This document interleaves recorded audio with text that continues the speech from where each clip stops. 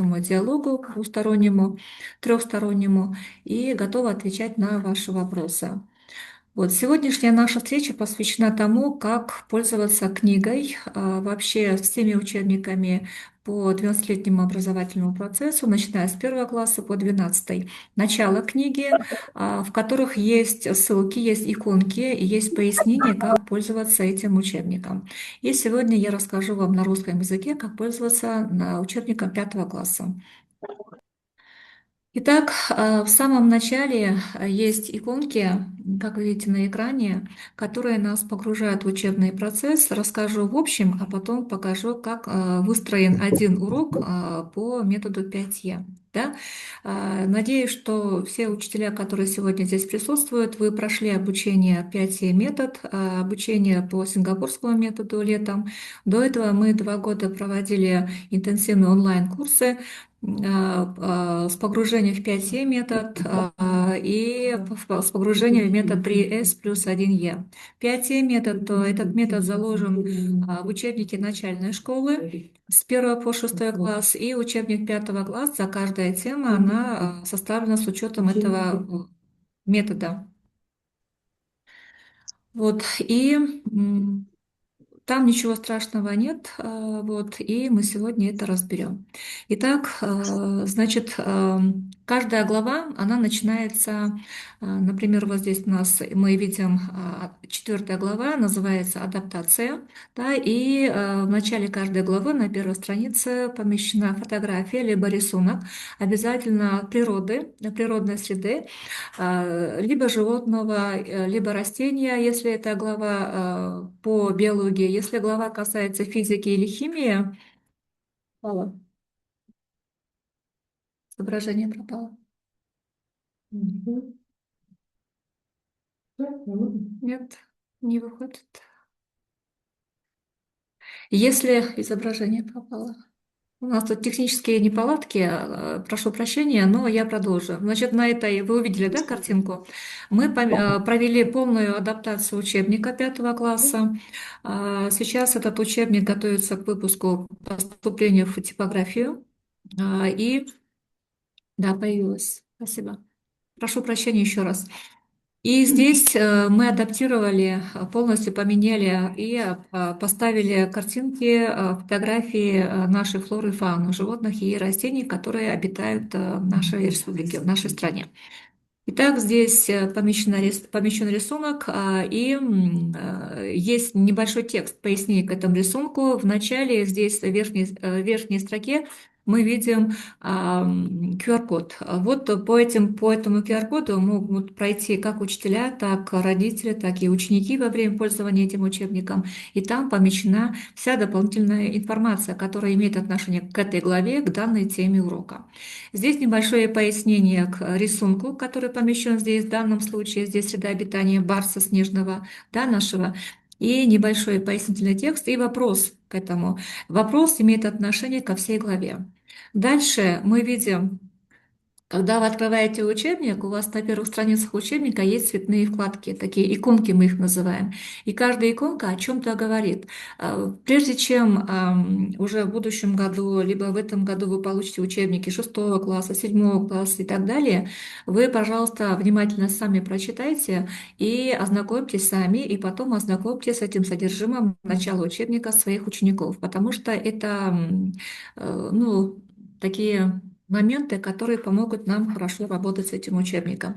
Вот здесь есть такие иконки, которые подсказывают, о чем это. Например, вот темы распределены по уровню. Сначала под уровнем А самые простые темы, уровень Б посложнее темы, уровень С и так далее. Это уже более сложные темы. Допустим, мы видим размножение цветковых растений. Это уже вторая тема. Б, да, более сложная тема в главе цветкового растения. И здесь есть такие иконки. В этом разделе «Я буду». Видите, каждый урок у нас начинается в этом учебнике с того, что в этом разделе «Я буду». Так и называется. В этом разделе «Я буду». И здесь идут цели этого урока. Они четко прописаны уже. То есть те цели, которые вы должны достичь со своими учениками после прохождения данной конкретной темы. А, Здесь список основных идей, который показывает ученику, что он будет изучать в каждом разделе. Здесь обращение идет к ученику. Список основных идей покажет тебе, это обращение к ученику, что ты будешь изучать в каждом разделе. То есть он будет изучать в этом разделе и будет изучать в данной конкретной теме. Дальше идет иконка «Подумай-ка». Здесь идет уже первый этап урока вовлечения, да, если мы будем рассматривать с точки зрения 5 метода подхода. Здесь иконка обязательно, вот здесь присутствует рисунок девочки или мальчика, который мы тоже адаптировали, наших мальчиков и девочек поместили рисунки. И вопрос, подумай-ка, который озадачивает, заставляет ребят размышлять о том, что он знает по данной теме и будет учиться задавать уже вопросы по данной теме. Дальше следующая иконка «Давай исследовать». Видите, уже ход урока расписан у вас. «Давай исследовать» — это следующий этап исследовательский, если будем рассматривать с точки зрения 5 подхода. Здесь уже опять обращение к ученику. Ты будешь выполнять задания, которые помогут тебе изучить и понять данную тему. Здесь конкретные задания, обычно практического характера, разбиваются на группы, либо работают по парам. И здесь эти задания ребята, согласно данному алгоритму выполненных действий, должны выполнить. Дальше. Дальше мы видим продолжение урока идет. Давай учиться. Следующая иконка так и называется. Здесь небольшая идет объяснение, пошаговое объяснение и картинки, которые помогут легче изучить данную тему. Небольшая информация по данной теме уже идет. Также на этой странице мы видим копилку слов. Это обязательно в этих учебниках. Как и в оригинальном варианте, так мы оставили. Назвали копилка слов. Здесь словарный запас. Сюда мы поместили слова новые, которые будут встречаться в данном учебнике, в данной изучаемой теме, которые новые. И сюда поместили также слова термины, биологические термины, физические термины, либо химические термины, технология. Коллеги, у кого-то микрофон, выключите, пожалуйста, и между собой там разговаривайте. Очень вас прошу, потому что у нас все это озвучивается. Дальше мы продолжаем. Иконка следующая. Учим решать проблемы. Здесь конкретная проблема дается, и нужно предложить ученикам своим решить эту проблему, найти выход из данной ситуации.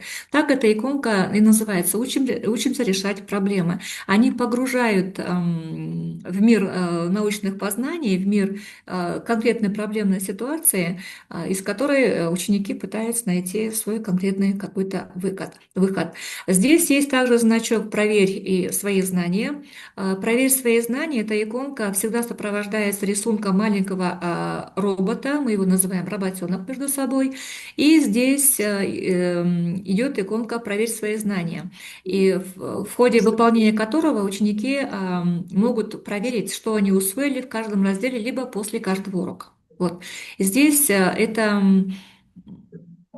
вопросы здесь начинаются со слов «я могу», чему он научился, что он может сделать. И они созвучны с целями урока. В начале урока, где у нас была иконка «я буду», в этом разделе «я буду». Вот они созвучны. То, что в начале урока он дает себе цели «я буду узнавать то-то, то-то, то-то», то здесь в конце раздела он уже может конкретно подтвердить, чему он научился, что он может уже сделать. Мгм. Следующий дальше. Также, так как мы будем говорить, что будем погружать ребят, учащихся наших, в научный мир, то здесь обязательно в учебнике есть такая иконка, такой раздел «Поговорим о технологиях». То есть о тех новшествах, которые нас окружают, которыми мы пользуемся, но оказывается, истоки их уходят в мир науки. И наши ученые, которые предложили нам пользоваться теми или иными технологическими такими находками, оказывается, они посмотрели на самом деле это в мире науки. И откуда это, из какого мира, с какой области, вот об этом есть такая информация. В разделе «Поговорим о технологиях», тоже в конце каждого раздела. Ну и здесь значок «Наука в действии» рассказывает о том, как наука используется в окружающем мире. И ученики могут также посмотреть здесь. И также мы видим здесь ссылку на рабочую тетрадь, видите? То есть параллельно мы ведем и учебник, и параллельно вот в этом учебнике есть ссылки на рабочую тетрадь. Во время урока ребята могут обратиться к этой ссылке, пройти, и открывается рабочая тетрадь, где они могут выполнить те или иные задания, касающиеся данной конкретной темы. Также в конце раздела обязательно есть иконка «Научный словарь». Здесь мы поместили все научные слова новые, которые встречаются ребятам при изучении данной конкретной главы. И здесь вот в алфавитном порядке они включены. Раздел заканчивается, и есть вот иконка «Научный словарь», маленький подраздел, в котором все вынесены научные слова определениями. Ну и теперь хочу сказать еще, вот здесь есть на протяжении всего учебника лица детей, ребят, которые там помещены, мальчики и девочки, обязательно с соблюдением гендерного вопроса. Вот количество мальчиков и девочек фотографий одинаково должно быть. Помещены также такие фотографии, рисунки, вернее, мальчика и девочки, которых зовут, мы их назвали Мэри и Медиамарт. Они являются у нас э, помощниками по социальному и эмоциональному обучению и обращаются напрямую к ребятам при выполнении тех или иных заданий, дают, мы будем говорить, ну, какие-то помощь оказывают, как им лучше скооперироваться в работе, если у них командная работа, на что им лучше обратить внимание, и вот дают некоторые такие советы, которые мы думаем, что будут помогать нашим учащимся лучше выполнять те или иные задания. Так, ну вот он, мальчик. Там была Мирима, а здесь мы видим мальчика, да, Джо Марта. Вот, они будут, либо девочка будет, вот девочка слева Мирим, либо рисунок, вот Джо Марта будет мальчика. Мы их так назвали. Теперь обратим внимание на оглавление. Есть в начале учебника список тем по каждой главе. Допустим, вот я вынесла сюда первую главу в качестве образца. И здесь расписаны все темы, которые здесь вот есть в этой главе, да. И расписаны цели, чему будут учиться дети при изучении данной конкретной темы. Например, определять отличительные признаки и основные свойства живых организмов, либо различать царство живых организмов, либо определять правила бережного обращения с живыми организмами. Это конкретно при изучении данной главы. Мгм. Здесь мы вам вынесли специально вот рисунки детей, которые будут встречаться, сопровождать на протяжении всего учебника наших детей. Это Бакыт, мы их назвали, Нтамак, Белек, Сезим, Акалай и обязательно вот маленький наш работенок, которые зовут в увлекательный мир обучения и в путешествие вот в мир учебника. Также есть в начале такая часть, как «Думай, действуй как ученый».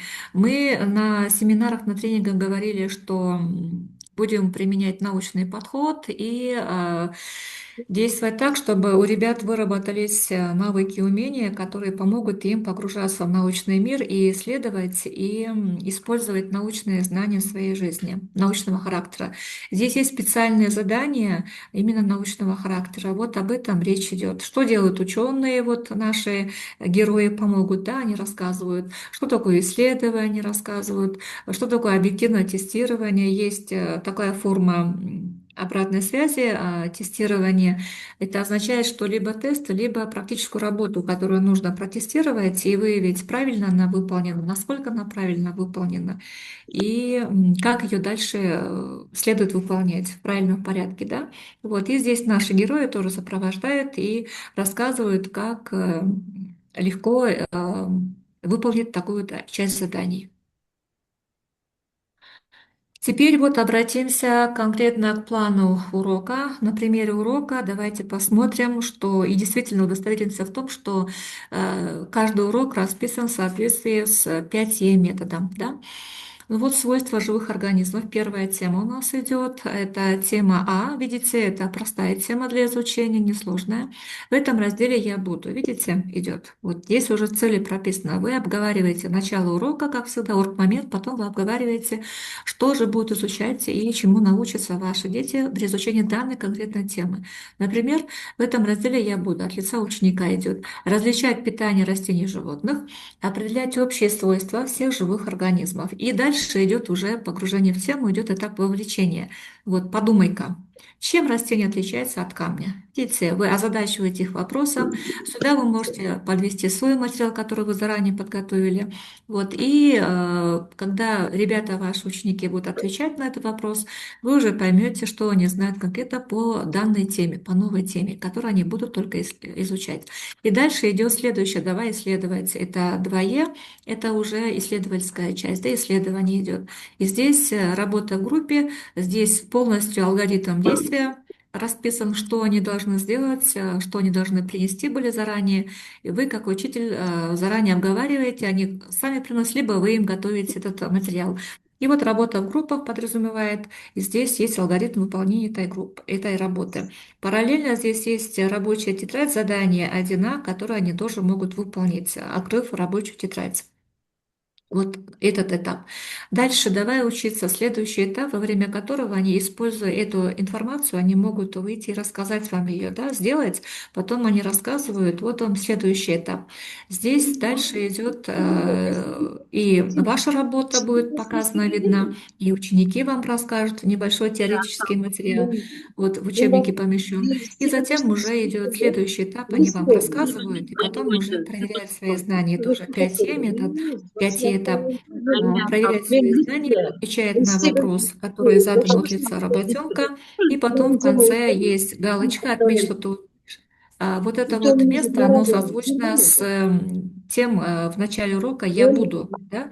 И то, что они будут, то они здесь уже могут. И после изучения этой темы ребята могут поставить галочку напротив того утверждения, что они могут уже сделать. Например, если ученик у вас проработал всю практическую часть, теоретическую, вы с ним проработали, проверили свои знания, ответили на этот вопрос, работенка, то здесь они смело могут указать две галочки. Я могу различать питание растений и животных, я могу определять общие свойства всех живых организмов. Если он поставил обе галочки, и вы удовлетворены его ответом, то значит ваш урок прошел положительно, в положительном ключе.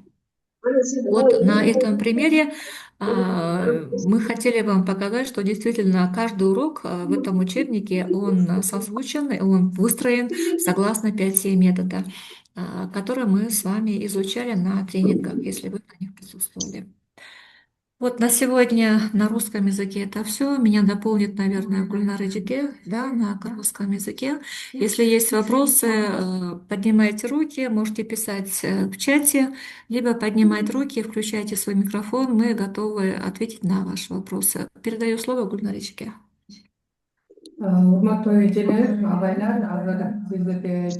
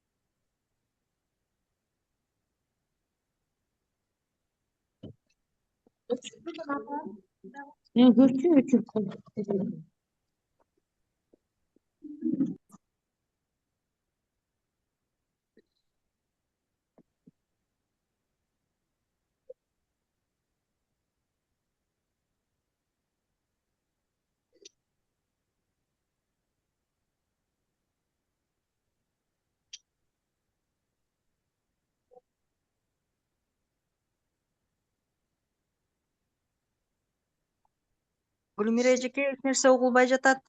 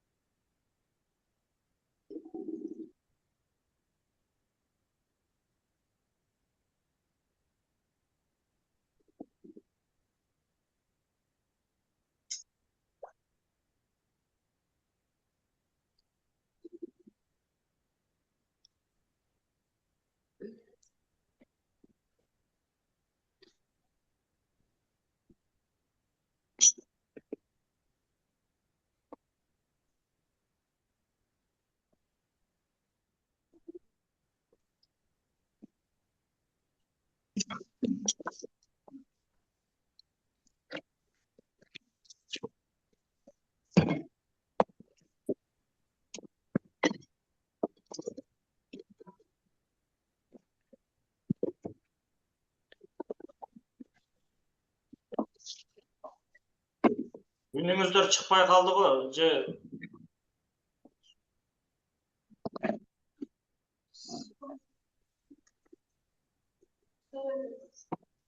Башкаларыңыздарга угулуп атабы? азыр эми чыкты үнүңүз азыр. Жок, башкаларга угулган жок, мага толук угулган. Хорошо, хорошо. Анда мен башынан айтайын, угулбай калган болсом. Азыр Нурила Төрөкуловна сиздерге жаңы эле окуу китебинин түзүмү тууралуу айтып кетти. Мен кыскача айрымдарыңыздарга түшүнүксүз болуп калган болсо айтып кетейин. Окуу китептерин колго алып эле ачканда ал жерде түрдүү кыска иконкалар берилип, жана ал иконка эмне экендиги түшүндүрмөсү турат. Мисалы биз главаны баштаганда главага киришүү. Бул жерден сиздер табигый сүрөттөр менен маалымат аласыздар. Көпчүлүк учурларда ушул Кыргызстандын флора фаунасы же болбосо кандайдыр бир кыймыл аракетти билдирген өзүбүзгө жаратылыштагы же табигый жашоодогу күндөлүк турмуштагы сүрөттөр менен башталат. Башкача айтканда, биз илимди кадимки эле жашоодон үйрөтөбүз да. Мынакей ошондо бала теманы же главаны баштаганда эле ошол сүрөттү карап туруп, анан алдында ошол сүрөт тууралуу кыскача билдирүү же болбосо ошого карата окуучулардын баягы ой жүгүртүү сезимин, сынчыл ой жүгүртүүсүн, креативдүү ой жүгүртүүсүн, логикалык ой жүгүртүүсүн өстүрүүгө багытталган ар кандай аракеттерге ылайыкталган суроолор же тапшырмалар болушу мүмкүн. Мынакей ошону берип туруп, анан сиздер главаны болот. Гүлина эжеке, микрофондорду өчүрүп койсоңуздар, тоскоол болуп атасыздар. Айгүл эже, Гүлина эже, микрофондоруңуздарды өчүрсөңүздөр. Назгүл эжеке, микрофонуңузду өчүрүңүз. Гүлина эже, Аскарова Гүлина эжеке, микрофондоруңуздарды өчүрүп койсоңуздар. Андан кийин ар бир тема башталганда мен ылдыйраак эле жылдырып алып, булардын баардыгы өтө кичинекей форматтагысы эмес, мынакей могул жерине жылдырып алып туруп сиздерге көрсөтөйүнчү. Мынакей ар бир главада 3 деңгээлдеги темалар болот.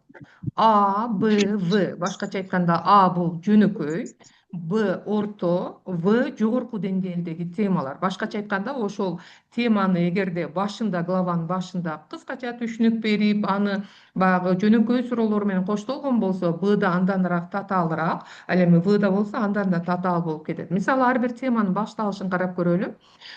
Глава башталганда биринчи А тема кеткенден кийин тема берилет дагы, андан кийин мен бул бөлүмдө деп башталат дагы.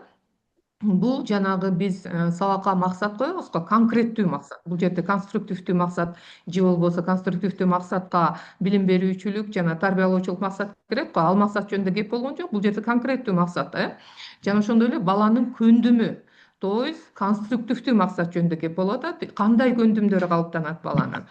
Мен бул бөлүмдө муну үйрөнөм жана момундай көндүмдөргө ээ болом деген нерсе бул жерде башында кетет. Демек, сиздер теманы баштаганда эле, мынакей балдар, бүгүн биз могул тирүү организмдердин касиеттери деген теманы өтөт экенбиз жана моундай билимдерге, билгичтиктерге, көндүмдөргө ээ болобуз деп баштасаңыздар болот.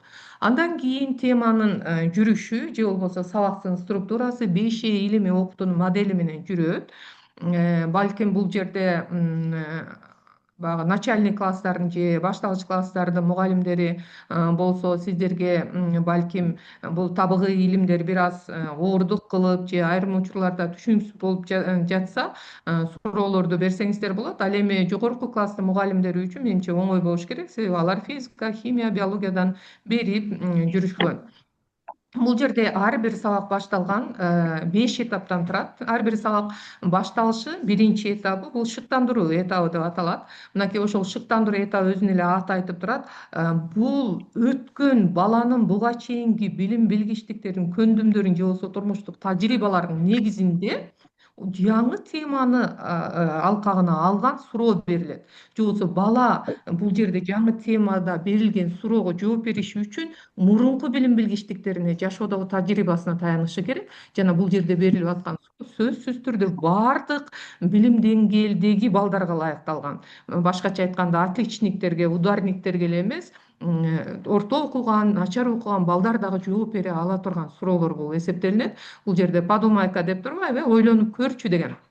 Мынакей ошондой иконка менен кеткен. Демек, сиздер сабакты баштаганда бүгүн мондай теманы өтөт экенбиз, мондай билим билгичтиктерге ээ болот экенбиз, жана мага ушул суроого жооп бергилечи деп туруп, ушул суроону берсеңиздер болот. Бирок ушул суроону бергенден кийин көпчүлүк учурларда мугалимдер биз аябай айткыбыз келип кетет го. Микрофонду, рульду өзүбүз эле колго алып алып эле сразу жоопторун балдардан укпай эле кайра өзүбүз айтып киребиз да. Жок, бул жерде сиз бир аз сабырдуулук кылып, балдардын оюн угуп, арттагы сүйлөбөй отурган балдардан бери ушул суроого карата жоопторун уксаңыздар болот. Себеби бул суроого отличниктер да, ударниктер да, троечниктер да, двоечниктер да жооп бере ала турган суроо, баардыгына ылайыкталган суроо. Демек, бул баланы ошол темага чакыра турган мотивациялык суроо болуп эсептелинет. Бул биринчи этабында. Ал эми андан кийинки экинчи этабы кел изилдейли деген бөлүгү. Кел изилдейли деп өзү эле айтып атат. Бул жерде сиздер балага мүмкүнчүлүк беришиңиздер керек. Башкача айтканда, ал кадимкидей окумуштуудай болуп ойлонуп, окумуштуулардай болуп кандайдыр бир суроонун алкагында гипотеза түзүп, жана ошол гипотезанын далилин табуу үчүн алар тажрыйба жүргүзүп көрөт. Тажрыйбаны жөн эле жүргүзбөстөн аны байкайт. Бул жерде тажрыйбалар дагы эки түргө бөлүнөт. Сөзсүз түрдө чоң класстын мугалимдери жакшы билет. Бул мындайча айтканда мен жөнөкөй татаал деп коеюнчу. Эми чындыгында жөнөкөй татаал делбейт. Мисалы, ачык жабык тажрыйбалар болот да. Ачык тажрыйба дегенде биз суроо берип, анан балдардын өзүнүн тажрыйбасына коебуз да, балдар өзүлөрү изилдеп көрүп, байкап, анализдеп, синтездеп, анан жыйынтык чыгарышат. Ал эми жабык тажрыйба болгон учурларда бул жерде биз ход работаны же болбосо иштин жүрүшүн беребиз. Конкреттүү түрдө азыр мындай эмне кыласың? Командага бөлүн, андан кийин муну ал колуңа, андан кийин муну тиге кошуп көр, же муну жазып көр, же муну салыштырып көр деп биз баланын кадамдарын конкреттүү беребиз. Бала ошол гана кадамдарды жаза отуруп, биз айткан же биз көрсөткөн жол менен бала кете берет да. Бул баягы жабык тажрыйба деп койсок болот. Бул алгачкы буга чейин тажрыйба жүргүзүп көрбөгөн же болбосо баланын опыту жок балдарга бул эң жакшы нерсе. Ошол себептен темасында өзүңүздөр байкагандай ушундай ход работа берилет. Группада иштегиле, андан кийин өзүңөргө керектүү муну алгыла, тигини алгыла деп бала ошону сиздер окуп бересиздер, давайте мындай кылгыла деп балдар ошону иштеши керек өз колу менен. Албетте бул жерге ишке керектүү каражаттарды сиздер алдын ала даярдап коюшуңуздар керек. Сөзсүз түрдө ишке керектүү каражаттар бул оор же ар кандай приборлор же бир татаал нерсе эмес, күндөлүк эле кадимки эле турмушубуздагы эле нерселерди колдонобуз. Башкача айтканда, жашоодогу эле илимди үйрөнүүгө даярдайбыз. Жана балдар бул жерде сиздин жетекчилигиңиздин астында же мугалимдин, айрым учурларда ата эненин жетекчилиги астында анан тажрыйбаны жасайт жана сиздер суроо берип, багыттоочу суроолорду берип, аларды нукка баягы тууралап турсаңыздар болот. Изилдөө этабында демек бала буга чейин койгон суроосун, табышмактуу болуп жүргөн суроо, мисалы, кола пайдалуу же зыяндуу деген суроо. Мисалы, келгиле ушуну изилдейли деп туруп, анан коланы изилдөө жүргүздүңүздөр. Демек ушул учурда бала буга чейин угуп жүргөн нерсесин же түшүнүгүн, билимдерин тажрыйбанын негизинде чындыкка айландырат. Демек, бул этапта бала өз чыныгы көзү менен көрөт. Эң негизгиси мааниси изилдөө этабында баланын бардык сезүү органдары ишке ашат. То есть бала көрөт, жытташы мүмкүн, даамдашы мүмкүн, угушу мүмкүн, сезиши мүмкүн, туюшу мүмкүн да. Башкача айтканда, изилдөө этабындагы тажрыйба баланын бардык сезүү органдарына таасир эткидей болушу керек. Демек, бала бардык сезүү органдары аркылуу сезип, туюп көргөндөн кийин анда илимий түшүнүк болот. Мен көрсөм, мисалы, коланы пайдалуу деп жүрсөм, ал мондай турбайбы? Мисалы, салафанды да жеп кетет экен. Монча сааттын ичинде, мисалы, салафанды тешип тама баштады. Демек, ошонун ордуна биздин ашказан болсочу, мисалы, деген сыяктуу суроолорго жооп берүү менен бала буга чейинки илимий эмес, жашоодо алган түшүнүктөрүн илимдин, тажрыйбанын негизинде ал чындыкка айландырат да. Мынакей ошол этап. Андан кийинки этабында бул жерде кел үйрөнөлү деген этап. Бул жерде адатта жаңы түшүнүктөр берилет. Эгерде мугалимдер аябай сүйлөшсө келип бара жаткан болсо, буга чейин баягы окуучуларга мүмкүнчүлүк берип аларды изилдетип атпайбызбы? Мынакей ушул жерде мугалимдер сүйлөп, кыскача, албетте 20 минутта, 30 минутта сүйлөп албай, кыска бир 2-3 минутта, максимум 5 минуттанын ичинде негизги түшүнүктөрдү берип, аны да жөн эле текст менен эмес, сүрөттөрдүн жардамы менен көрсөтүп же анимация, кинолордун жардамы, видеолордун жардамы менен берсеңиздер болот. Эң башкысы ушул кел үйрөнөлү деген бөлүмдө бала негизги түшүнүктөрдү алып концепцияга ээ болот. Башкача айтканда, сиз буга чейин ага тажрыйба жүргүздүрүп көрдүңүз, бала өзү изилдеп көрдү, өз көзү менен көрдү, сезүү органдары менен туюп сезди. Анан сиз ошонун илимин айттыңыз, андан кийин балада концепция жаралыш керек. То есть, мен көргөн билгендерим көрсөм момундай турбайбы, илимде момундай турбайбы деп бала ынанып, өзүндө бир кандайдыр бир концепция жаралат же белгилүү бир билимге ээ болот. Андан кийинки этапта, бул жерде азыр мен таап туруп көрсөтөйүн. Андан кийинки этапта бул проблемаларды же көйгөйлөрдү чечкенди үйрөнөлү деп кетет. То есть 5Э'нин биринчи этабы демек шыктандыруу этабы болду. Бул подумайка же ой жүгүртүп көрөлү деген иконканын алдында кетти. Экинчи этабы изилдөө этабы, кел изилдейли деген иконканын алдында кетет. Андан кийин үчүнчү этабы бул түшүнүү этабы, кел үйрөнөлү деген сөз менен кетип атат. Төртүнчү этабы кеңейтүү этабы. Кеңейтүү этабы адатта бул жерде проблемаларды, көйгөйлөрдү чечели, ошо көйгөйлөрдү чечкенди үйрөнөлү. Же болбосо жана Нурила Торокуловна айтып кетти, технологиялар жөнүндө сүйлөшөлү же бүгүнкү турмуштагы илим тууралуу сүйлөшөлү деген аталыштар менен кеткен. Ушул аталыштарга мен кыскача токтолуп коеюн. Бул 5Э илимий окутуунун моделинин ичиндеги эң маанилүү жана көрүнүктүү этап.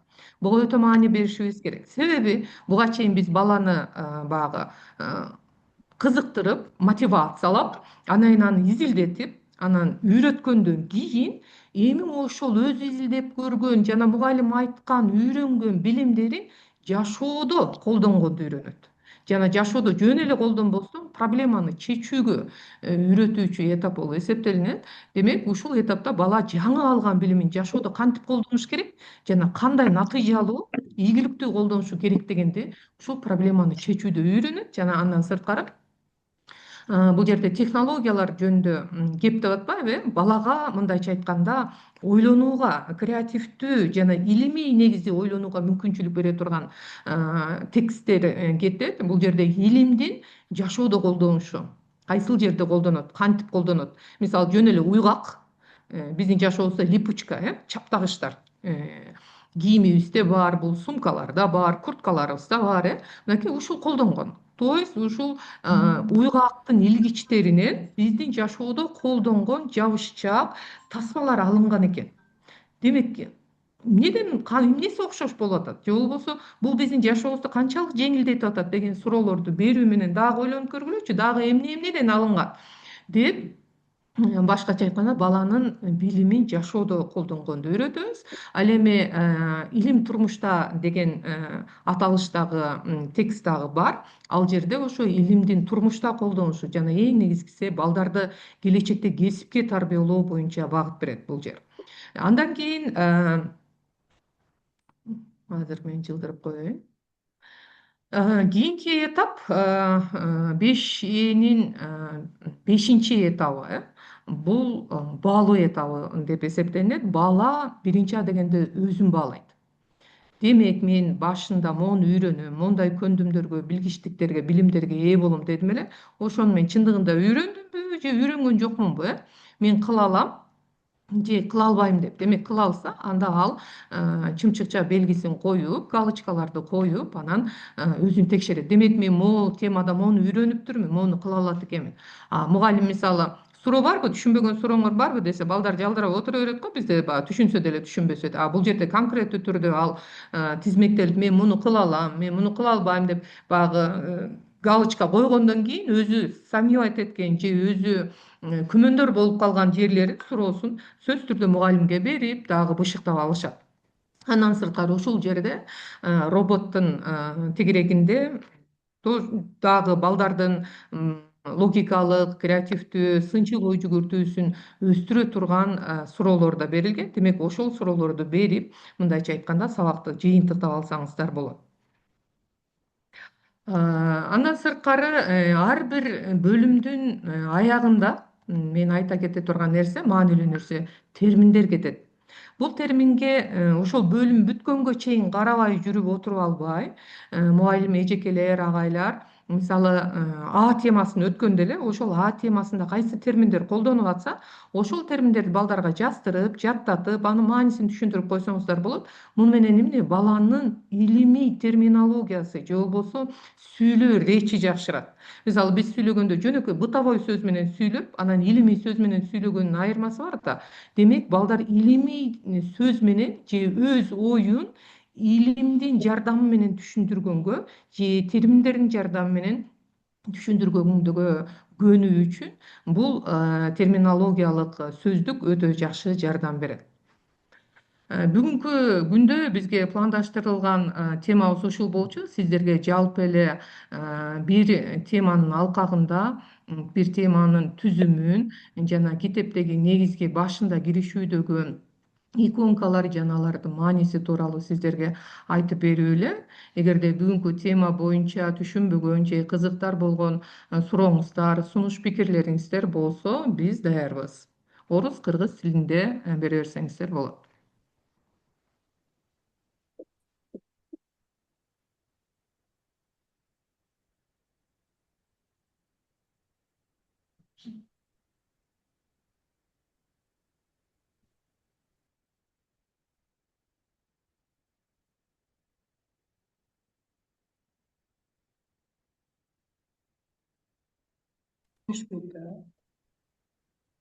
Саламатсызбы, Гүлнар эжеке? Саламатсызбы, Жеке ата?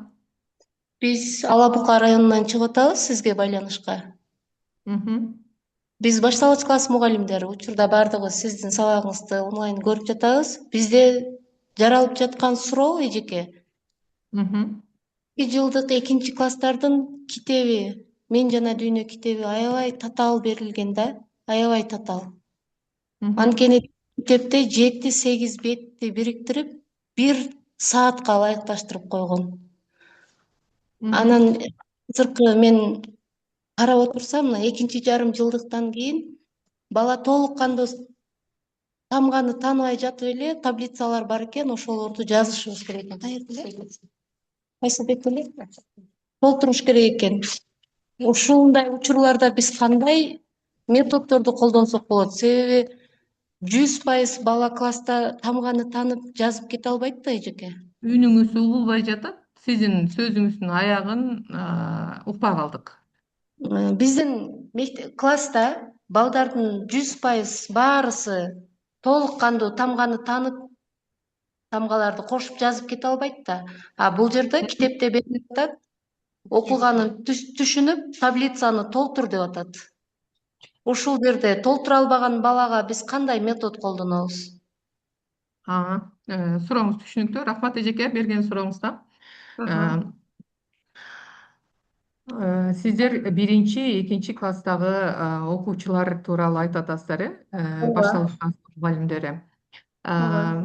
Берген сурооңуздар өтө жүйөлүү суроо жана мындай суроолор ата-энелерден дагы, башка мугалимдерден дагы келип жатат. Бирок биздин баарыбызга эле маалым болгондой, илгери деле чоң апалар, чоң аталар жомок айтып берчү эле го.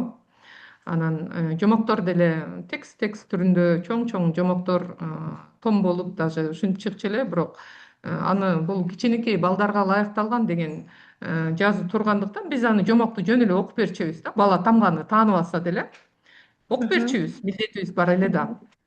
Анан бул жерде бул нерсени түшүнүшүңүздөр керек да, эжекелер, агайлар. Табыгый илимдер бул алипей эмес экендигин, табыгый илим бул математика эмес экендигин. То есть сиздер жазуудан, кыргыз тилден жана башкадан балага жазганды, окутканды же болбосо тамга тааныганды үйрөтөсүздөр да. Табыгый илимдер бул баланын жаратылышка болгон дүйнө таанымын өстүрөт да. Бул жерде сиздер жардам бересиздер сөзсүз түрдө. Жана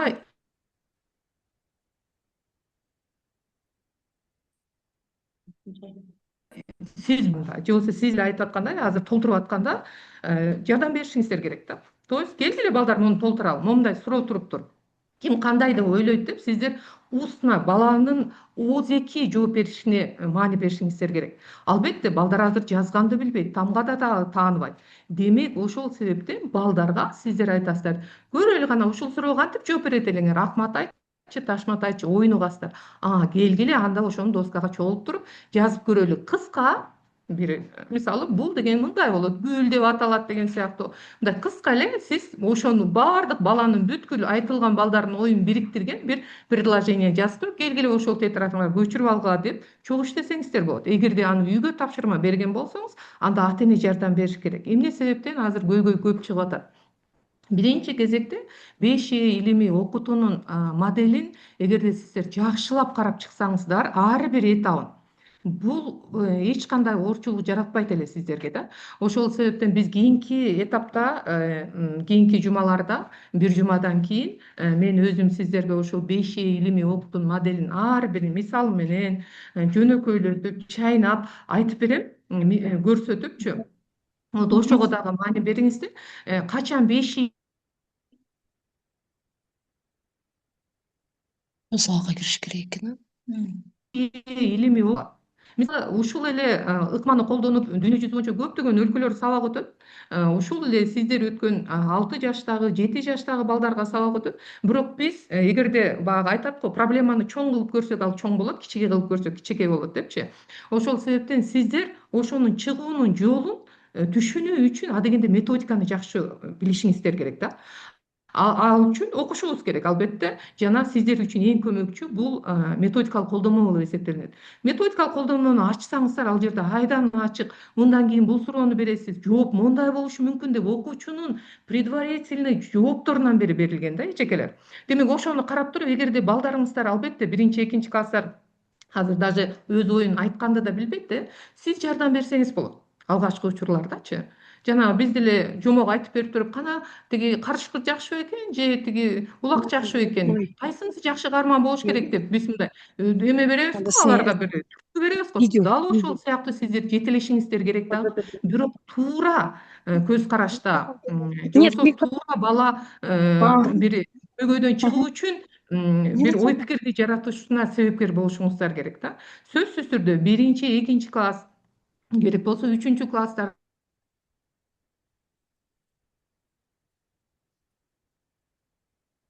дагы сизге бир жолу айтат элем, табигый илимдерди окутуу бул сиздер жазуу менен, математика менен, алифбе менен салыштырбаңыздар. Бул сиздер айтып берип же көрсөтүп берип, адатта тажрыйба эң маанилүү ролду ойнойт. Себеби табигый илимдерде сиздер эч кандай абсурдный же бир нерсени, болбогон бир нерсени айтып бере албайсыздар.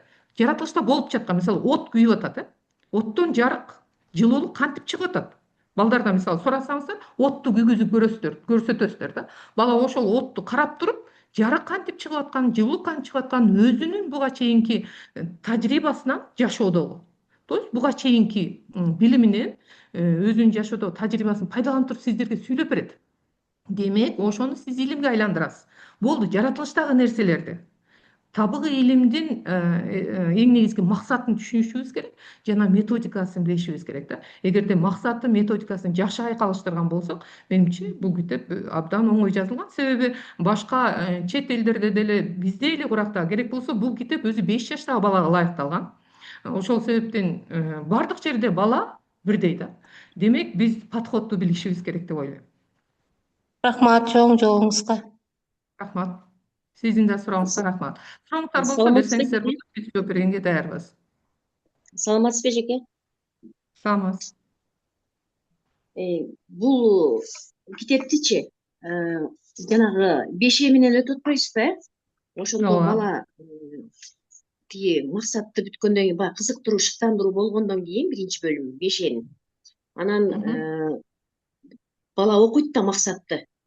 Максатты окуп бүткөндөн кийин ушул максатка жетиш үчүн балага түшүнүп берип коюшубуз керек да. Деген анан ол жерде илимий сөздүк менен сөз куржуну деген бар го.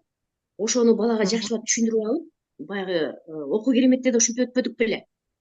Сөздүктөрдү балага биринчи түшүндүрүш керек деп, Анан түшүндүрүп өтүп алып андан кийин анан калганын улап кетишибиз керек окшойт, Рахмат. менимче. Айгүл эже, сурооңузга жооп бере берейин. Айгүл эжеге берген сурооңузга чоң рахмат. Албетте, биринчи биз максатты айтабыз. Баланы жанагы главага киришип атканда сырткы сүрөтүндө жөнүндө айтып атат болушуңуз керек. Андан кийин главанын теманын башталышында мен бул бөлүмдө муну үйрөнөм, мындай көндүмдөргө ээ болом деп бала өзү окуса да болот. Албетте бул жерде начальный класс болуп аткандан кийин сиздер бүгүн могу теманы өтөбүз, момундай билимдерге, көндүмдөргө, билгичтиктерге ээ болосуңар деп эле кете бересиз. Аны эзип отуруп анан момунтесиңер, тигинтесиңер деген кереги жок. Эмне себептен? Мен силерге мындай бир мисал айтайын. Мисалы баарыбыз телефон көрүп отурабыз, бош убакыт болсо. Бирок телефондо мисалы кандайдыр реклама, бир массаж жасоо боюнча реклама болуп атат. Анан ошону көрүү, эгерде кызыктуу болсо, биз аны карап калабыз. Эгерде кызыгы жок болсо, биз бир ашып кетсе, 3 секундда, 5 секундда, максимум 10 секундага чейин карайбыз ошону, видеону. Анан кызыгы жок болсо, андан ары барактап салабыз да кийинки видеону көрө беребиз. Эмне себептен? Себеби бизге кызыксыз нерселерди көргүбүз келбейт. Так ошол сыңары сиздер теманы баштаганда эле анан максаты бул, эмне тиги деп эле эзилип 5 минутта баланын 3 минутта алуунун кажети жок. Ашып кетсе 15 секундда, 20 секундда да сиздер айтып бүтсөңүздөр болот. Аны могу теманы өтөбүз, момундай билим билгичтиктерге, көндүмдөргө ээ болобуз. Канакей балдар мага могу суроого жооп бергилечи деп видеону көрсөтсөңүз болот, же болбосо жанагы ой жүгүртүп көрчү деген жердеги суроону берсеңиз болот да. Мындайча айтканда, ролду мугалим колуна алып албашы керек. Бул жерде балага мүмкүнчүлүк бериш керек. Сиздер сүйлөй турган жер түшүндүрүү этабында гана. Анда да сүйлөгөндө бир 20 минут, 10 минутта деген жери жок. Ашып кетсе 1-2 минутта сүйлөсөңүздөр момундай жетет. Жана ошол 1-2 минуттага батканга аракет жасаңыздар. Ооба, мугалимдер сүйлөгөндө аябай жакшы билебиз. Бизди сүйлөтсө бир күндө эле кечке сүйлөй беребиз. Бирок мугалимдин эң мыктысы өз оюн, мисалы, бир китептик оюн бир сүйлөө менен бере билген мугалим да. Демек, сиз өзүңүздү ошентип тарбияласаңыз болот. Ошол темада токотел жери эмнени айтайын деп атсаңыз, ошол жерде айтып, же көрсөтүп, же түшүндүрүп койсоңуз болот. Болду. Башка учурларда сиз суроо гана бересиз, багыттайсыз, фасилитатор гана болосуз. Калганын баардыгын окуучулар жасайт. Ал эми Айгүл эже, сиз айттыңыз го жанагы сөз куржунундагы жана терминологияга токтолуп коюшубуз керек го депчи. Бул жерде маселе аны токтолуп алып, давайте муну карагыла деген эмес. Кетип бара жатканда эле, мисалы, эгерде ошол сөз куржуну изилдөө этабында капталда турган болсо, балдар могу сөзгө маани берип койгулачы. Бул деген мындай же тигиндей, же кандай деп ойлойсуңар. Бүттү. Балдар берди, андан кийин сабактын аягында бир кайталап койсоңуз болот, же кийинки сабакта бир кайталап койсоңуз болот, же үйгө тапшырма катары берсеңиз болот да. Бирок биздин адатыбыз барго, бир терминди алып кечке эзилип, андай деген болбойт да. Чатка кирсеңиз так.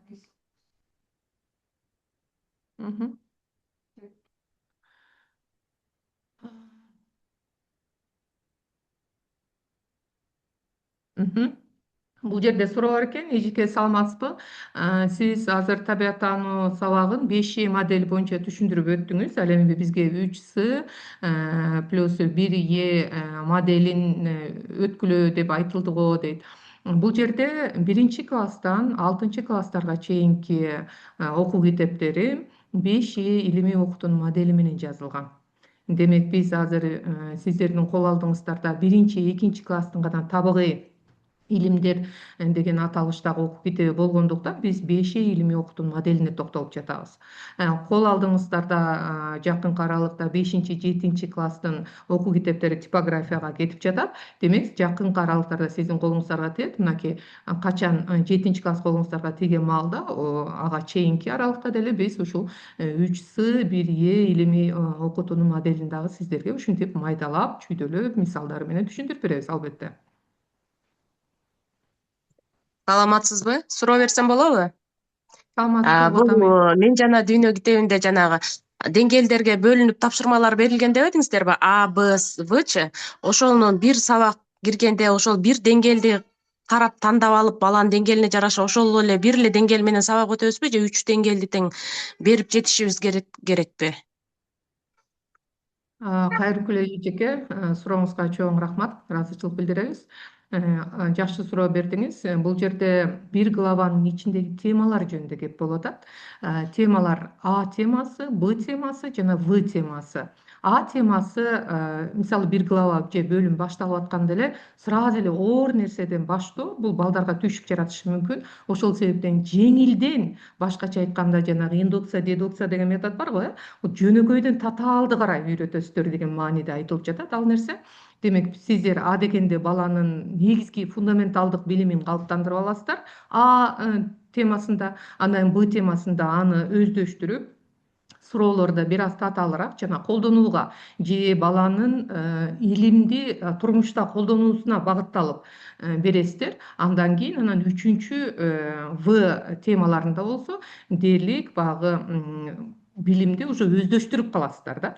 Бул жерде баланы мейли күчтүү класс болобу, мейли начар класс болобу, ал жерден тандоонун кажети жок. Сиздер ошол боюнча эле последовательно, ыраттуу түрдө главаны эле өтүп кете бересиздер. Мисалы, А деген тема бул бир сабакка ылайыкталган. Б деген тема экинчи сабакка ылайыкталган. В темасы үчүнчү сабакка ылайыкталган да. Чоң рахмат, түшүнүктүү болду эми. Рахмат. Рахмат.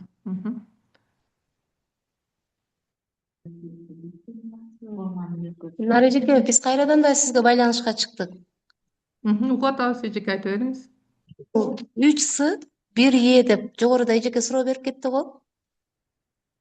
Ошол 3С деген бул баягы сүйлөө, анан сынчыл ой жүгүртүү, ушулар беле? Ушуларбы? Кечиресиз эжеке, бул жерде биз буга кеңири токтолуп түшүндүрүп беребиз. Жок, андай эмес. Бул дал эле Сингапурдун өзүнүн ыкмасы. 5Е илимий окутуунун модели деп сиздерге үйрөттү болуш керек. Ал эми 3С 1Е балким сиздерге кирбей калды же балким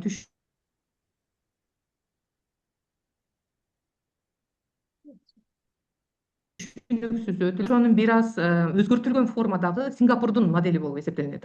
Ал баягы биз окуп жүргөн критическое мышление, сынчыл ой жүгүртүү же жана башка эмес. Бул таптакыр бөлөк модель. Бул боюнча биз кайсыл жактан маалымат алсак болот? Бизге ушул аябай керек болуп атат да, 3С 1Е боюнча маалымат. Биз эгерде бизди ар жуманын экинчи күндөрү саат 2-де тыңдап турсаңыздар, биз улам биринин аркасынан бирин ушул модельдерди, деги эле өзгөчөлүктөрдү, суроонун түрлөрү жана башка окуу китебине байланышкан суроолордун баардыгын биз берип турабыз алдан ала. Жана бул 3С 1Е модели бир жумадан кийин өткөрүлүп баштайт. Макул, рахмат. Кийинки сабагыңызды күтөбүз. Рахмат чоң.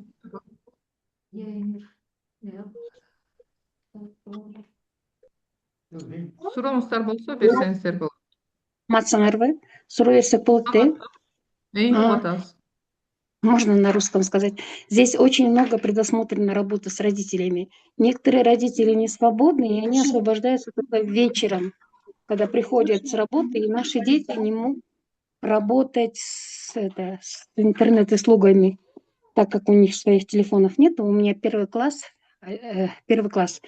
И вот работа с родителями, многие родители возмущаются, почему вместе работать. Не со всеми родителями, можно только работать с теми родителями, которые могут это делать.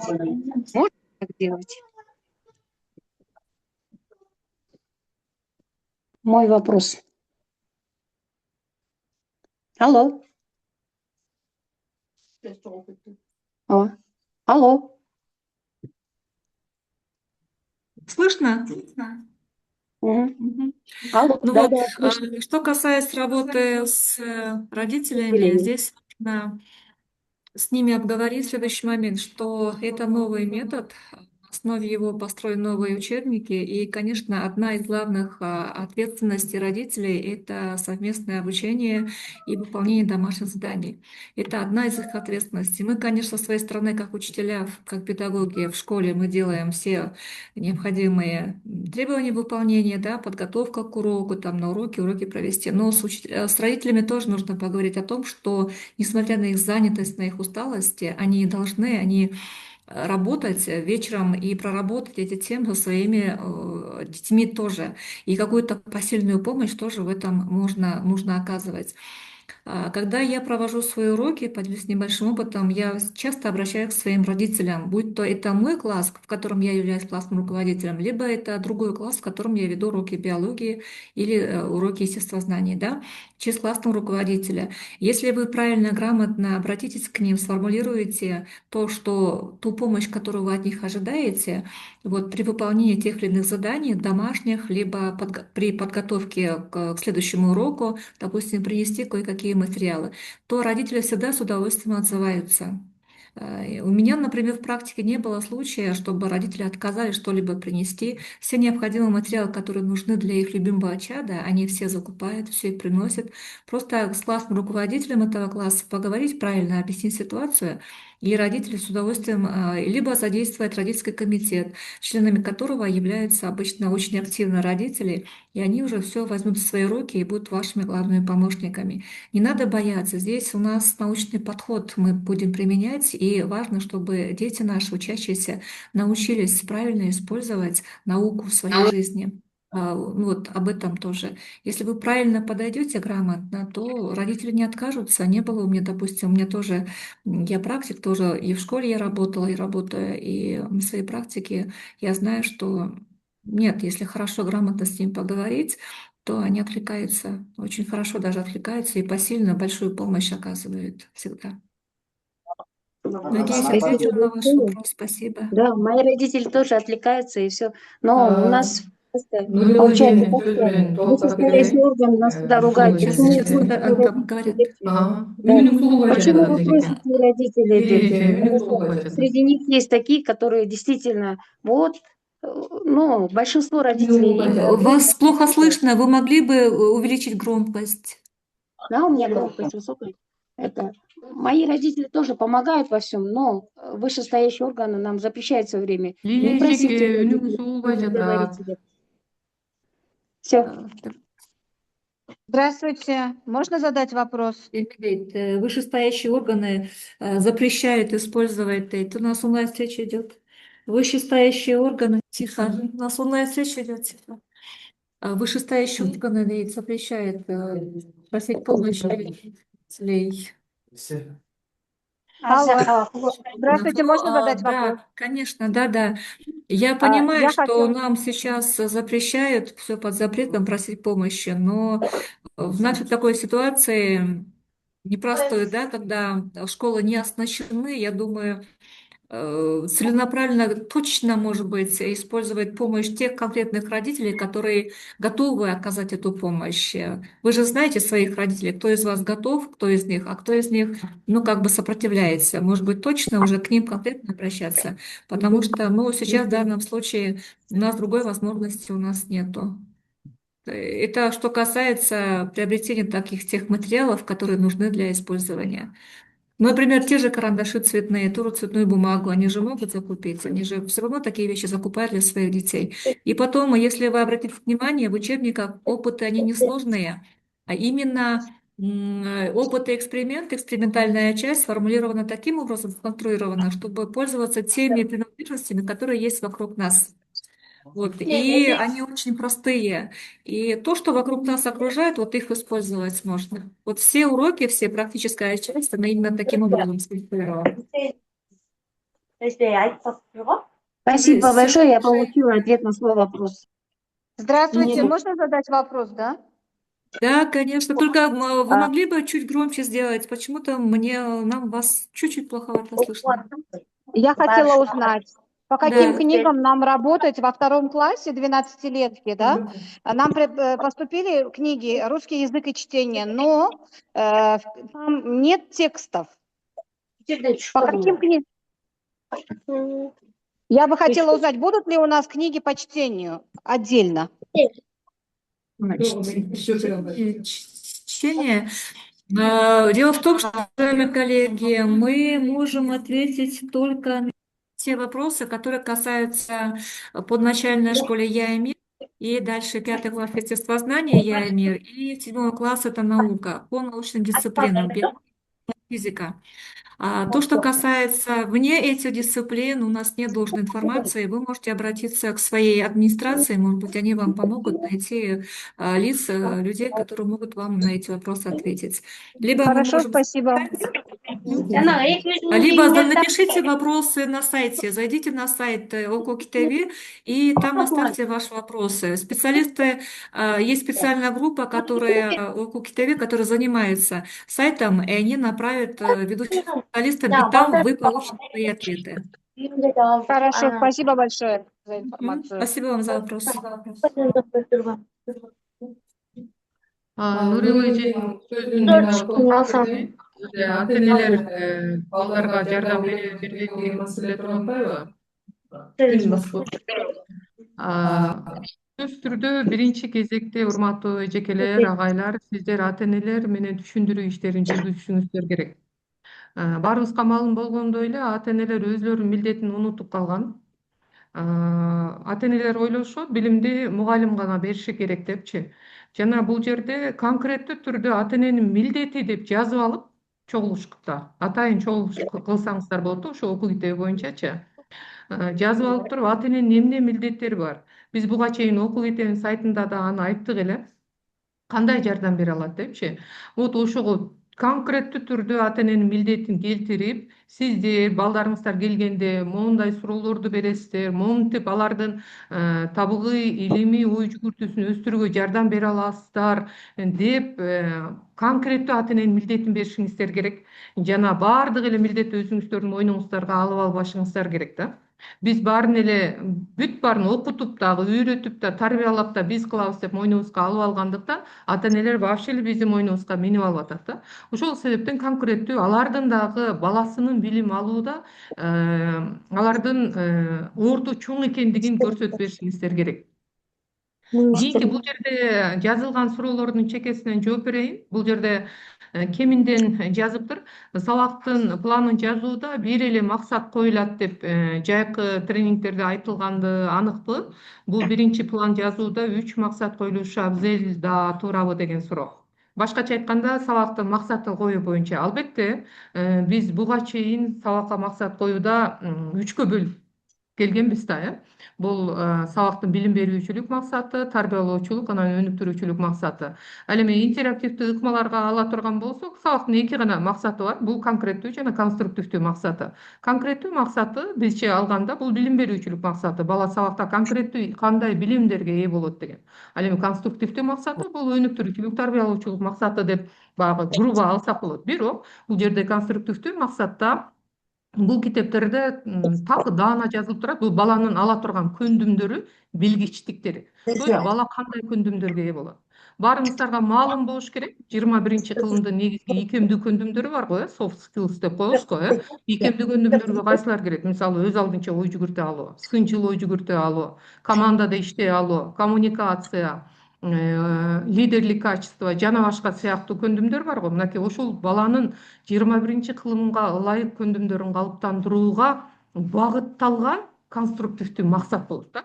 Биз мисалы сабактын планын жазганда мисалы мен бир 20 жыл мурун жаңы мугалим болуп сабактын планын жазып аткан маалда конкреттүү максатты эле жазчумун да, конструктивдүү максатты жазаарда кыйналчу элем да. То есть момундай өркүндөтөт, момундай өнүгөт деп эле жаза берчү элек да. Конкреттүү анын баягы түшүнүгү жок эле. Бул жерде четко кайсыл жерде кайсыл конструктивдүү максат ишке ашары жазылып турат. Аны биз 5 илимий окутуу моделин үйрөткөндө дагы, 1Эни үйрөткөндө дагы максаттарга дагы токтолобуз. Алар боюнча өзүнчө окутуулар болот.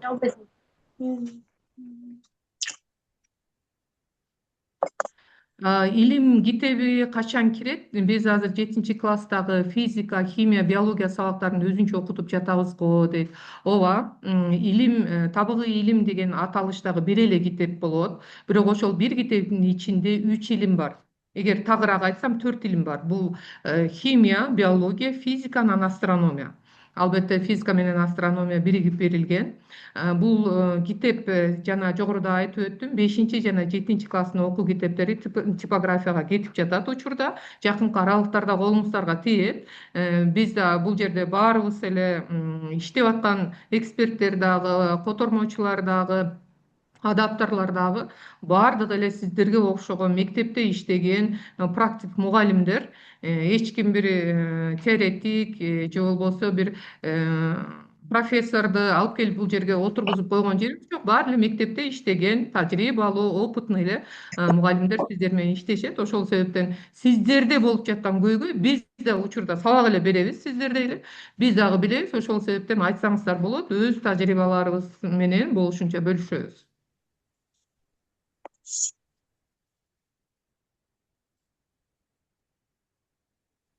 Бул жерде сабактын максаты жанагы мен бул бөлүмдө деген. Демек ошол сабактын максаты да. Ооба, Айгүл эжеке, рахмат сурооңузга. Ооба, эгерде мындай грубо алсак, ошол сабактын максаты деп алсак болот, бирок мугалим андан сырткары да көп максаттар да коет да, жана жогоруда айтып өтпөдүмбү, конкреттүү, конструктивдүү максаттар деп. Мынакей ошол жерге дагы сиз кенен берсеңиз болот. Ал эми бул жер окуучу үчүн да. То есть окуучу ошол эмеде, темада же сабакта конкреттүү эмнени алат же кандай көндүмдөргө ээ болот дегени жазылып турат ал жерде. Бул окуучуга ылайыкталган, мугалимге эмес. Мугалим өзүнүн сабагында методикалык колдонмодо даана көрсөтүлүп турат. Ал жерде да бир сери ачып карап окуп койсоңуздар болот.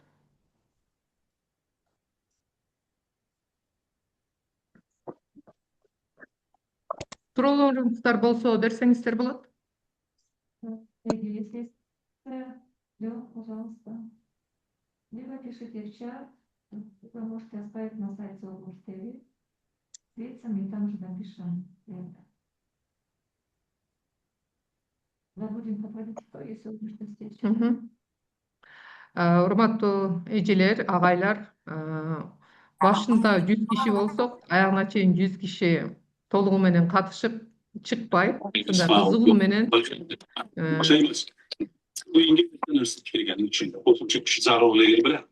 Адина эжеке, микрофонуңузду өчүрүп койсоңуз.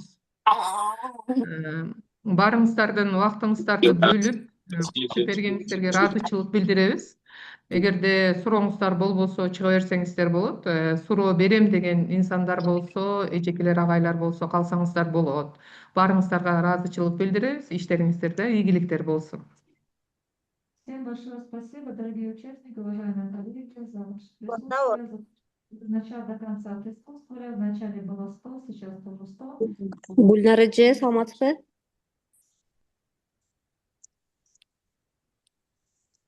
Мен азыр кичине кечип кирип калдым. Может, менин суроом буга чейин берилгендир.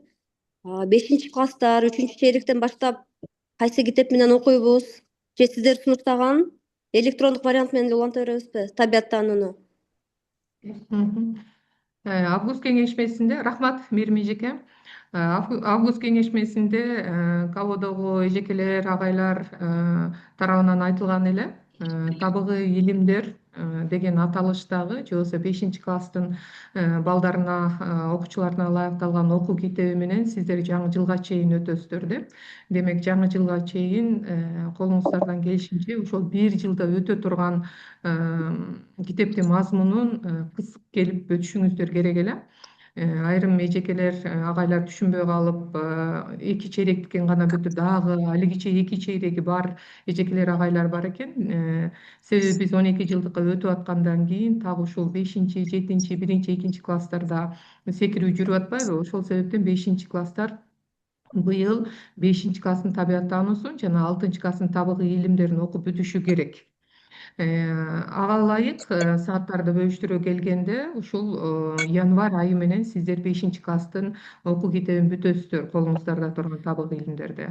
Андан кийин февраль айынан тарта уже сиздер 6 класстын окуу китеби менен окутуп баштайсыздар. Кудай буюрса азыр 6 класстын окуу китеби версткага берилип жатат. Сиздердин кол алдыңыздарга 6 класстын окуу китеби ушул окуу китебинин сайтына илинет. Ошол жерден алып өтөсүздөр. Мен сразу эле айта кетейин, сиздерге көбүңүздөрдө эле суроо болуп жатса керек, эмне себептен мынчалык китепти кармап атасыздар, же болбосо эмне себептен мынчалык кечигип жатат, эмне себептен биз эчтеке жок эле өтүп жатабыз дегенчи. Албетте өткөн мезгилде баардыгы кыйынчылык болот. Жана жогоруда айтып өтпөдүмбү, биз дагы сиздердей эле мугалимдербиз. Жана биз дагы күнү түнү сиздерди окуу китеби менен камсыз кылуу үчүн биз иштеп жатабыз. Сөзсүз түрдө бул мисалы ушуга чейин канча китеп 1 жылда, 2 жылда, 3 жылда, мисалы мен өзүм автор катары айтайын, бир китеп жазаш үчүн мен 3 жыл жазгам да. Биздин алдыбызда бир канча гана ай турат. Бир канча гана айдын ичинде биз параллелдүү түрдө 1-2-класстын, 5-7-класстын, ошол эле убактарда биз 6-класс жана кийинки класстын окуу китептерин даярдап жетишкенге үлгүрбөй жатабыз. Сөзсүз түрдө биздин бүтүшүбүз менен сиздерге берип турабыз. Азыр жана жогоруда айтып өттүм, 5-7-класстын окуу китептери типографияга кетип жатат. Математика чыккан, ал эми табык илимдер болсо кийинки очередте, кезекте. Ал эми 6-класстын окуу китептери которулуп, адаптацияланып бүттү. Азыр редакциядан өтүп жатат. Сиздердин кол алдыңыздарга январь айынын аягы, февралдын башы менен сайтка илинет. Ошол жерден алып өтсөңүздөр болот. Саламатсыздарбы? Суроо берсек болобу? Угуп атабыз. Быйыл 7-класска химия сабагы кирбедиби? 2 саат. Ошол сабактын календарный планы келген, бирок китеби жок да. Ошол кандай болуп калат? Китеби келеби же неме илимге химия кирип атпайбы? Андан тышкарыда химия окутуп атабыз. Ошо кандай болуп калат? Кечиресиз, менин билишиме караганда бутта 7-класста химия 1 саатка бөлүнгөн, 2 саат деп уккан эмес элем. Жана жогоруда айтып өттүм, табыгы илимдер деген аталыштагы 7-класстарга арналган окуу китебинин ичинде химия, биология, физика жана астрономия илимдери бар. Ошол китептин ичинде эле болот. Жана бул китеп сайтка эч эле илинген, азыр да илинип турат. Ошол жерден эле аласыздар, жакынкы аралыктарда колуңуздарга тиет. Рахмат. Рахмат сизге дагы. Саламатсызбы эжеке? Саламатсыздарбы? Үнүм угулуп атабы? Угулуп атат. Мына 2-класстын 12 жылдык 2-класска орус тил китеби келеби быйыл? Кечиресиз эжеке, биз табыгы илимдер боюнча гана жооп бере алабыз да. Анан жалпы окуу китептери боюнча, башка окуу китептери боюнча ошол окуу китебинин сайтына жазсаңыздар, ошол жерден адистерден, тиешелүү адистерден жооп аласыздар. Ушул орус тили, англис тили, математика жана башка илимдер боюнча биз сыяктуу эле ушундай адистер иштешет. Ошолор өзлөрү тиешелүү адистер жооп берет да. Анан мен ага так жооп бере албай калам го. Мен жана дүйнө сабактардан экен да берген да. Рахмат. Саламатсызбы эжеке? Суроо берсем болобу? Болот, угуп атам. Рахмат эжеке маалыматтар үчүн. Мен 5-класстарга сабак берип жатам. Азыр бизе 2-жарым жылдыкка китебибиз бүтүп калды. Эми азыр кантип иштейбиз? Китеп келеби бизге 5-класстарга табияттануу? Мадина эжеке суроо бердиңиз. Мадина эжеке. Рахмат. Мен жана бул сурооңузга жогоруда айтып өттүм окшойт. Буга чейин август кеңешмесинде айтылгандай, 5-класстын окуу китебин жарым жылдыкка чейин окуп бүтүшүңүздөр керек. Андан кийин январь айыны толуктап бүтсөңүздөр, февраль айынан тарта сиздер ушул 6-класстын окуу китеби менен окуйсуздар. Ал китеп азыр редакцияда январдын аягы, февралдын башы менен сайтка илинет. Ошол жерден алып окуй бересиздер. Саламатсыздарбы? Рахмат. Саламатсыздарбы? Эжеке, мен табияттануудан суроо берейин дегем да. Биз мисалы календарный планда ошол сайтта чыгарылган календарный план боюнча 3-4 эрек калып атпайбы? Анан кийинки чыгып келген 6-класстын табияттануусуна дал келеби же кайра 6-класстын табияттануу календарный менен иштейбизби? Албетте 5-класстын китебин 5-класстын календарный планы менен, 6-класстын китебин 6-класстын календарный планы менен иштейсиздер. Анан 4-чейректеги темаларыбыз калып калды да, жетишпей калганыбызчы. Башында түшүнбөй. Ошону Эгер рахмат сурооңузга. Бул суроону жана жогоруда да берди эле. 5-классты сиздер 1-2 чейректе бүтүшүңүздөр керек эле. То есть 5-класстын окуу китебинде бир жылдык китепти сиздер жарым жылда бүтүшүңүздөр керек. Аяк жыйынтыктап ушу январь айы менен бүтөсүздөр да 5-классты. Толугу менен ошо 3-4 чейрегиң. Себеби бул август кеңешмесине эгерде катышкан болсоңуз айтылган. Ал эми февраль айы, январь айы, февральдан баштап сиздер 6-класстын табыгый илимдер деген аталыштагы китеби менен кайра жарым жыл окутасыздар. Ошо жарым жылдын ичинде 6-класстын окуу китебин толук окутуп бүтөсүздөр. Макул, рахмат. Бул эми дал ушул 5-класстарда гана.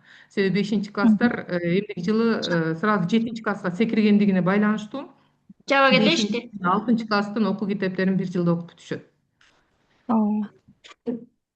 Саламатсызбы, Гүлнар эжеке? Ишиңизге ийгилик. Мен чатка жаздым эле, жооп берилбей калды. Ошону окуп жооп берип койсоңуз. Мен да суроо берсем болобу? Саламатсызбы. Сурооңуз кандай эле? Элмира эжеке. Мен суроо берейин дедим эле. Эже биздикичи жанагы сайттан чыккан календарный планда главалар боюнча берилиптир да, бирок числосу коюп баардыгы жакшы экен. Анан ошондо деген темалар 3 жолу 4 жолдан кайталанып калат, ошон үчүн аны майда кылып бөлүп чыгыш керек деп атпайбы? Ошону туурабы? Ошону бөлүп чыгыш керекпи же тигиндей эле ыңгайлуу болуп аткан да негизи? Бөлүп чыгыш керекпи? Рахмат Элмира эжеке, сурооңузга рахмат. Жооп берейин, мен шашылбай туруңуз.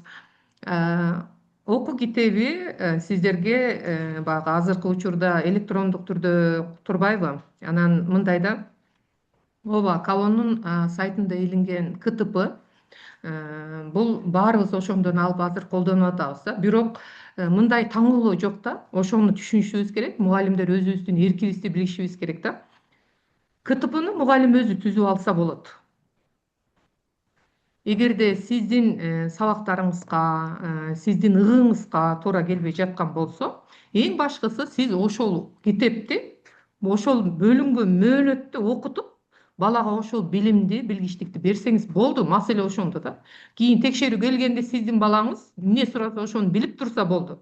Аны сиз мисалы бир теманы 3 саат кылып өтөсүзбү же 3 теманы 1 саат кылып өтөсүзбү?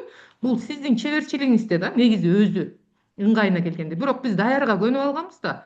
Кало даярдап бериш керек, илип коюш керек, биз ала калып эле уруна беришибиз керек китеп менен депчи. Жок, бул жерде эгерде чыгармачыл мугалим болсо, өзү укуктарын билген болсо, КТПны өзүңүз түзүп алсаңыз болот. Жок, рахмат, мага аябай жакты сайттагы. Рахмат сизге ошону түзүп бергениңизге, мага абдан ыңгайлуу болду. Анан чоң жардам болду да, числосунан бери болжолдуу түрдө коюлуптур. Мен ошону тууралап билип коюп алгам. Абдан рахмат, жакты мага. Рахмат сизге. Дагы бир суроо болуп атат да. Сейчас начальная школа с 1 по 6 класс. Азыр 5-класстын, 6-класстын суроолорун берип атпайбы? Начальный класстын мугалими 1-класстан 6-класска чейин алып барабызбы мындан кийин? Же кандайдыр или как-то с 1 по 4 мы будем учить, а дальше 5-6 предметники будут? Или мы до 6 класса должны будем учить? У меня сейчас первый класс. Сурооңуз түшүнүктүү, Лилия эжеке, чоң рахмат сурооңузга. Бул жерде биз адатта начальный класс деп 1-ден 4-кө чейинки классты, андан средний звено деп 5-тен 9-класс, андан кийинки калганы жогорку класстар деп түшүнүп алганбыз да. Эми ошол нерсени, мындайча айтканда, биздин тамырыбызга орноп калган нерсени кетиришибиз керек да. То есть бул жерде азыр жаңы система 12 жылдык окутуу системасы боюнча 1-ден 6-класска чейин бул начальный класс же болбосо башталгыч класс болуп эсептелинет. Бирок албетте биздин мугалимдерибиз деги эле мисалы сиздерде сыяктуу чоң класстарда деле, мисалы мен химикмин, биологиямда, физикамда өтөмбү деген сыяктуу суроолордо эле нерсе болуп атат, бул дагычы. Жок, бул жерде 1-класстан 4-класска чейин эле баягыдай эле сиз өзүңүздүн китебиңиз менен кол алдыңызда, китебиңиз менен баягыдай эле өтүп кете бересиз. Ал эми 5-6-классты предметниктер өтөт. Эгерде китептин мазмунуна көбүрөөк токтоло турган болсок, анда 5-класстын жакшысы, эң жакшысы предметниктердин ичинен биологдор, анан физиктер өткөнү жакшы. Бул жерде химия өтө аз. Ал эми 6-класста бир аз химия кошулат, аны деле биологдор, анан физиктер өткөнү жакшы. Ал эми 7ден баштап физиканы физиктер, химияны химиктер, биологияны биологдор өтөт. Ал эми начальник класстын мугалимдери 1ден 4кө чейинки гана жанагы Мен жана дүйнө деген китебин өтөсүздөр. Рахмат. Рахмат сизге дагы сурооңузга. Чоң рахмат. Мен жана дүйнө боюнча китеп чыгып атпайбы? Ошонун жана иштептерин окуучуларга жаздыра беребизби? Рахмат Анан эжеке. кийинки жылы өздөрү сатып алышабы же кандай, же кайра чыгарылып берилеби? Ооба. Бул маселе эми баарыбызга эле айдан ачык болуш керек. Дептер деген ар бир балага индивидуально берилет. Жана ар жылы өзүңүздөр деле окуучулар акча чогултуп эле дептерди сатып алат, китеп мектептен берилет да. Так эле ошондой эле көрүнүш. Бирок бул жерде быйылкы дептерди мамлекет берип атпайбы? Ошол себептен мамлекет баардык эле балдардын мүмкүнчүлүгү жетпейт. Анын үстүнө азыр сразу эле окуу китеби чыкты, дептерин сатып алга десе дагы ата-энелерден ызы чуу чыгат. Ошол себептен даяр сиздерге бекер түрүндө берилди да окуучуларгачы. Демек ошону мындайча айтканда жана этияттап өтө чеберчилик менен урунушубуз керек. Албетте эме менен карандаш менен жаздырсаңыздар, анан жылдын аягында алып аткан маалда аны өчүртүрүп туруп аны аласыздар. Атак эме карандаш менен жаздырып, чийдирип, тарттырып, эркин эле иштей бересиздер, эч коркпой эле. Эми анча-мынча тытылып калса, аны өзүңүздөр кандай өткөрсөң ошондой өткөр деп аласыздар да. Бул эми сиздерге маалым эле нерсе болуш керек. Тек гана ошол кийинки жылдагы балдар урунганга оңой болуш үчүн. Бирок сөзсүз түрдө тетрадьтар азыр бекер берилип аткан менен кийинки учурларда ар бир бала өзү тартып алып, сатып алып, анан каалаганда пайдалана берсе болот. Жагдайга байланыштуу да. Саламатсызбы, бул тетрадьдардычы бизде деген башында деген карандаш менен колдонгула деген, анан кийин карандаш менен колдонгула деп разрешение берилген да бизге. Ошондон очпайбы азыр? Ооба, Айнур эже, карандаш менен колдонгула деп айттым. Ооба, карандаш менен колдоно бересиздер. Эми бул кийинки жылдагы балдарга ылайыктуу болуш үчүн, жылдын аягында өчүрүп анан бериш үчүн да. Кенен эле карандаш менен тартып колдоно бересиздер. Цветной карандаш, Ооба, өчүргөн цветной карандаштар бар го, ошолор менен уруна бересиздер. Ошо жанагы мен жогоруда айтып өтпөдүмбү? Ата-энелерге биринчи сиздер азыр деле кеч эмес да. Ата-энелер как раз могу экинчи чейрек бүткөндөн кийин чогултабыз го, чейректик жыйынтыктарды айтып чогулушта.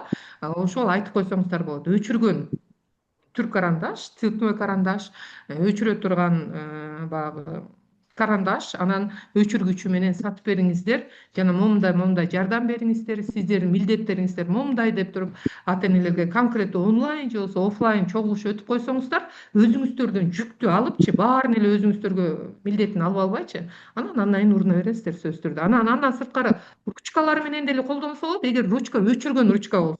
Жана өчүрө турган ручкалар бар да, азыр сонун эле жазат го, өчүрүп коет кийин. Вот ошондой ручка деле боло берет да, цветной. Өчүрө турган ручкалар болсо деле. Андан тышкары жана Мен жана дүйнө 1-2 класс 12 жылдыкка келбедиби? Ошол деген КТП менен дал келбейт деп турган жок да. Айнур эжеке, рахмат сурооңузга. Үнүңүз үзүлүп жакшы болбой атат, бирок сурооңуздун маанисин түшүндүм. Жана жогоруда айтып өтпөдүмбү? КТП эгерде анча-мынча дал келбей жаткан болсо, тууралап алсаңыз болот. КТП бул мындай бир догма же катып калган нерсе эмес да. Илим да ошондой нерсе эмес. Өзүңүз ылайыктап КТПны ар бери жылдырып, китепке тууралап, числого тууралап, ушинтип алсаңыз болот. Ал мындай катып калган нерсе эмес да. Рахмат.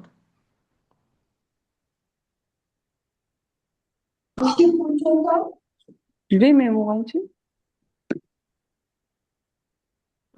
Суроо берейин дедиңиз беле, Айдан эжеке? Гүлнара эжеке, дагы бир жолу саламатсызбы? Мен жаңы чатка жазган суроом ошол эле календар карандаш менен иштөө боюнча деген. Ошону азыр маалымат алдым. Рахмат жоопторуңузга. Рахмат Ишиңизге сизге дагы. ийгилик. Ооба. Рахмат сиздерге. Жакшы. Рахмат.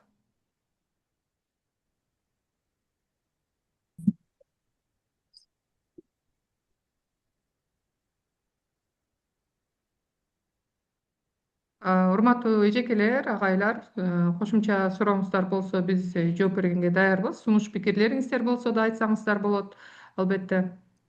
Саламатсызбы эжеке? Саламатсызбы?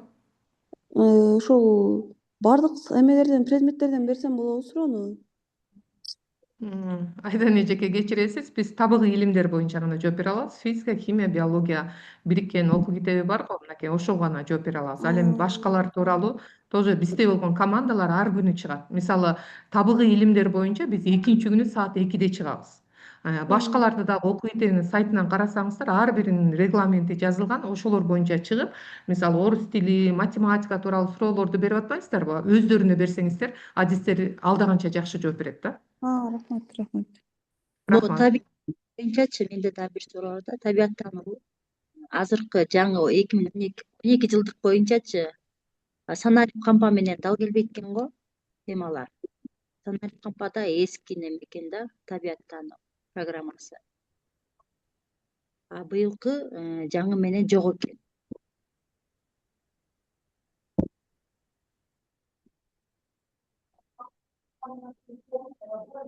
Түзүлгөн да сайт өзү. Анан баягы оңдоо түзөөлөрү болуп, сиздердин кол алдыңыздарга тиги чекти ошо былтыр алдыңыздар сиздер. Быйыл да ошо менен иштеп атасыздар да. Бул санарип кампа кошумча материал. Ал ар бир темага ар бири туура келет деп айта албайм. Санарип кампа белгилүү бир видео менен, белгилүү бир презентациялар, анимациялар, стимуляторлор, тесттер коштолгон кампа. Анан ал жердеги сиз кошумча гана материалдар ала аласыздар. Темалар туура келсе, сөзсүз түрдө бул жерде темалар жок болуп кетпейт, бирок бир теманын ичине бир тема кириши мүмкүн. Демек, бул заказ китеп, окуу китеби чыга элек деле кеткен. Муну сиз кошумча материал гана пайдаланып, салаңызга өзүңүз ылайыкташкан жерлерине кошуп алып пайдалансаңыз болот.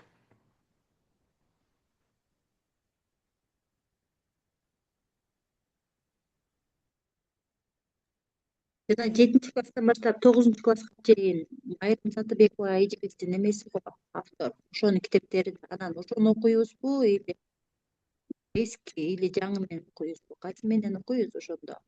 Кээ бир мектепте эски менен окуп атат, эски китеп жанагыларды.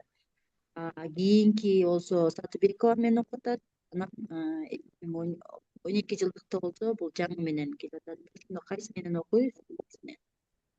Айнур эжеке, сурооңузга рахмат.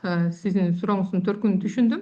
Азыркы 7-класстар жаңы 12 жылдыкка арналган окуу китеби менен эле окуйт. Башкача айтканда, химия, биология, физика предметтери бир китеп болуп кирген. Ошол эле китепти алып, ошол жерден биологиясын өзүнчө, химиясын, физикасын өзүнчө окуйсуздар. Башка китептер 7-класстарга окутулбайт. Кошумча жанагы теманы өркүндөтүү үчүн колдонсоңуздар болот, албетте, башка авторлордун китептерин. Негизги окуу китеби катары бул 12 жылдыкка арналган табигый илимдер деген аталыштагы окуу китеби болот.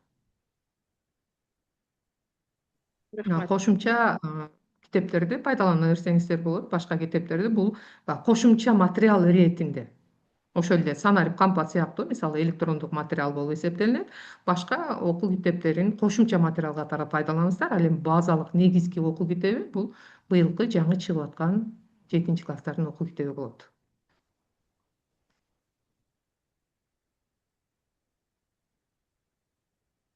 Сурооңуздар барбы? Чаттагы суроолордон рахмат, билимиңиздер жөнүндө болсун. Рахмат сиздерге дагы ыраазычылык билдирген эжекелерге, агайларга. Дайым эле кемчилигин айта бербей, жакшысын айтып турсаңыздар да бизге күч кубат берет. Чоң рахмат сиздерге. Сиздердин да ишиңиздерде ийгиликтер болсун. Сиздердин ишиңиздер ийгиликтүү болуп турса, биздин да иш ийгиликтүү болуп турат. Рахмат сиздерге. Ийгилик каалаган эжекелер, агайлар баарыңыздарга. Анан саламатсыздарбы Гүлнар эжеке, кийинки окутуу сабагын күнүн Zoom'ун шилтемесин райондук билим берүү бөлүмү методисттерине жеткирүү аркылуу жүргүзүлсө дейт. Сиз методисттерди карап отурбай эле, директор завучтарды карап отурбай эле, окуу китебинин сайтына кирип, регламентин ошол жерден карап алсаңыз болот. Бирок бул регламент жылдын аягына чейин эч кандай өзгөрүлбөйт. Экинчи күндөрү саат 2-де ошол жерде ссылка турат окуу китебинин сайтында, ошол жерден басып эле кире бересиз.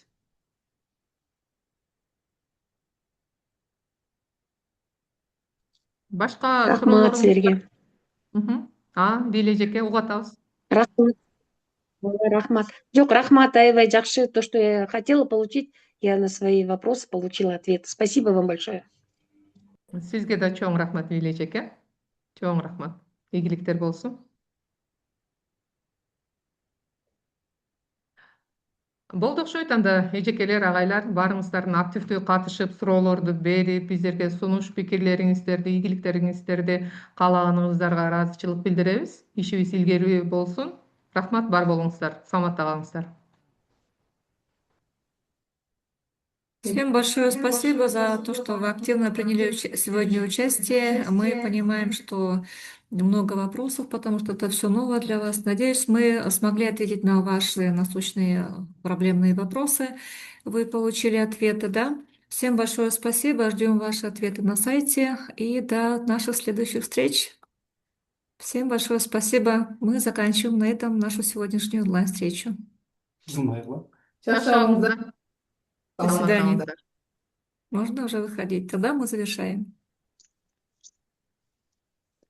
Запись басылган, мен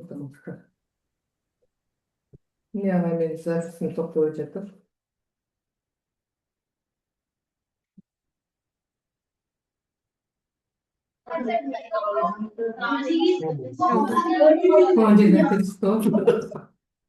Тихо, тихо, тихо, тихо.